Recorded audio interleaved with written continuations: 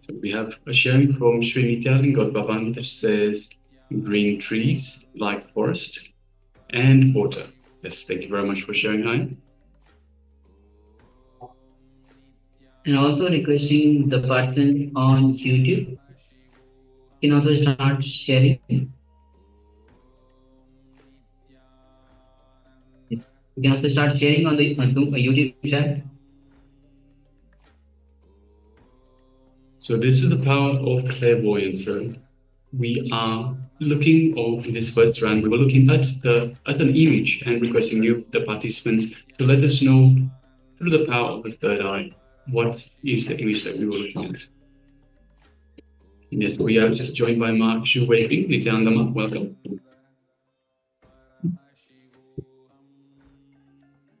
Also requesting Ma Amrita Vandini, please, if you could please check the message. We have left a message for you. If you could please have a read and help us out.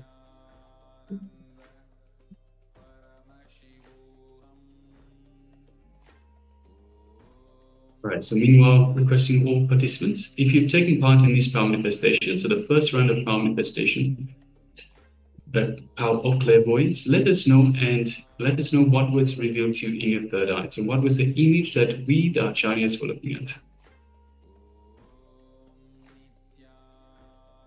If you're still sharing, please go ahead. Shortly, we will be verifying with the image that we were looking at for this power manifestation.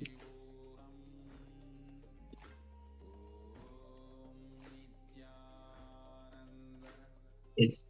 As you can see, it's a lake, probably a lake, and in that you can see a palace. This is called the Jal Mahal, which is the palace which is situated in the water body. It's basically the structure in Jaipur, India. You can see the rocks hill behind, and even on the right and left side both, you can see a few trees and just one fort maybe, red and white color, and the palace is with bright with lights, and the reflections are falling on the water itself.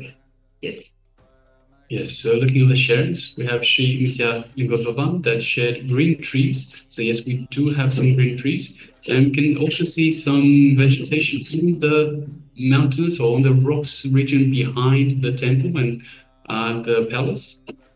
Like forest, I guess, and water. Yes, definitely a lot of water. So this is a man-made lake. So it's an artificial lake that has been created especially for the palace itself. So the palace can be in the middle of the lake itself. So yes, thank you very much for sharing, Anand, and congratulations for manifesting this power. Well done. So now let us get ready for round number 2. So we'll have a second round of this power. So once again, requesting participants to sit comfortably with the head, neck, and spine in a straight line as we prepare a second image that ourselves, the acharyas, will be looking at. And we request you, the participants, through the power of clairvoyance, through the power of the third eye, to let us know what image we are looking at. What are the details on the image that we are looking at? Yes. So please close your eyes, and if you wish, you can cover your eyes with a blanket. Otherwise, you can just sit with your eyes closed. We'll be manifesting the power of scanning the image that the acharyas are looking at. Now visualize Swamiji in your inner space. Feel his energy overflowing through you. Just as Ganga washes away all the dirt in the river, same way when Swamiji's energy flows through you, when you allow Swamiji's energy to flow through you, all your self-doubt, patterns, everything just gets washed away.